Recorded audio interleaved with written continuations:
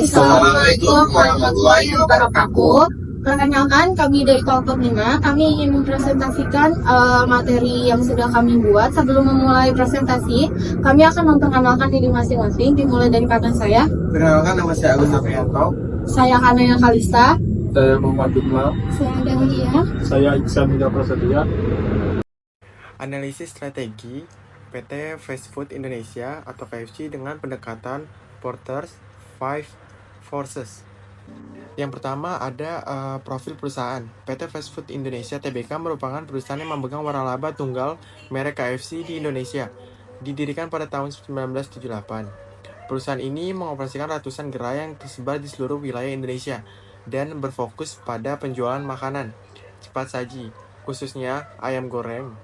Target pasar KFC Indonesia meliputi semua kalangan, terutama kalangan kelas menengah, dengan strategi penjualan yang mengandalkan layanan cepat, rasa khas, dan lokasi strategis. Selanjutnya, persaingan. Persaingan antara perusahaan sejenis. KFC Indonesia menghadapi persaingan yang sangat ketat di sektor makanan cepat saji.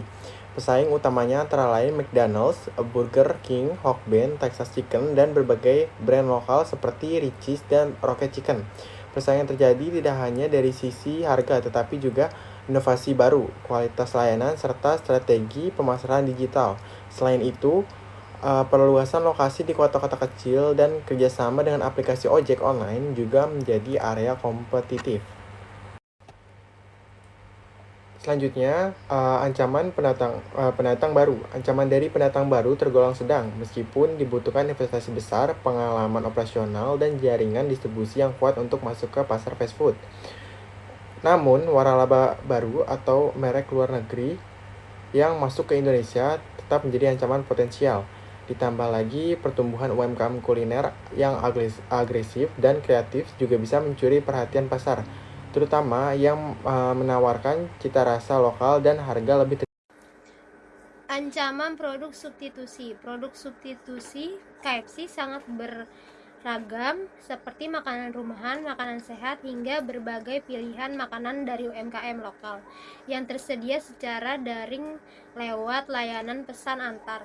Dalam beberapa tahun terakhir, kesadaran masyarakat terhadap pola makanan sehat meningkat dan berpengaruh pada preferensi konsumen yang mulai beralih dari fast food ke makanan yang lebih sehat dan alami. Hal ini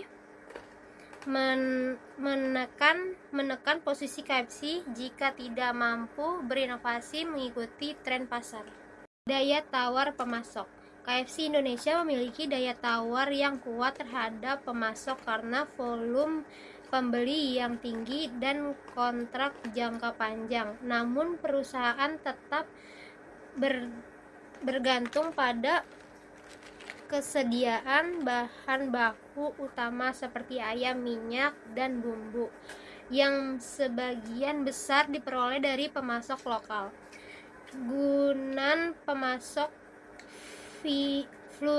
fluktuasi harga bahan baku atau regulasi impor bisa mempengaruhi kestabilitasan operasional dan biaya produksi. Kemudian saya di sini akan membahas daya tawar pembeli di pasar makanan cepat saji. Daya tawar di pasar makanan cepat saji itu sangat cukup tinggi karena pilihan yang melimpah dan juga kemudahan dalam membandingkan harga maupun layanan melalui platform digital. Kemudian konsumen juga lebih cenderung tidak loyal dan mudah berpindah ke merek lain apabila ada promo menarik atau juga pengalaman yang lebih memuaskan di restoran makanan saji yang lain. Kemudian oleh karena itu penting sekali bagi fast food Tbk atau yang biasa teman-teman kenal itu dengan KFC untuk terus menjaga kualitas dan juga makanan serta dan juga memberikan inovasi, layanan serta promosi yang menarik. Lalu kemudian saya akan membahas peluang dari lingkungan eksternal.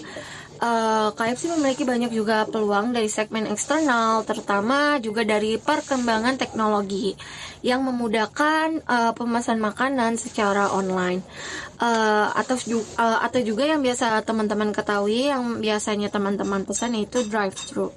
Kemudian tren makanan kekinian dan gaya hidup dinamis mendukung ekspansi menu dan juga inovasi layanan. Kemudian ekspansi ke wilayah yang belum banyak terjangkau serta kolaborasi dengan aplikasi digital juga membuka peluang pertumbuhan baru, termasuk memperluas pasar ke segmen anak muda dan juga pekerja urban. Ancaman dari lingkungan eksternal.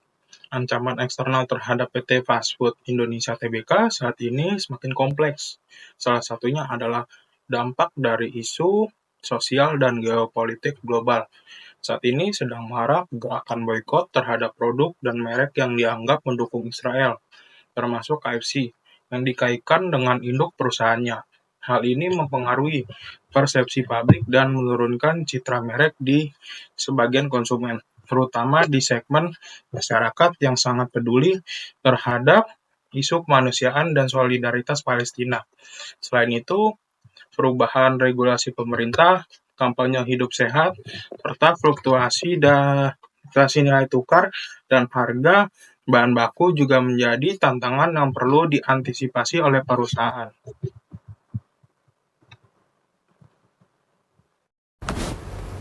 Selanjutnya ada penutup.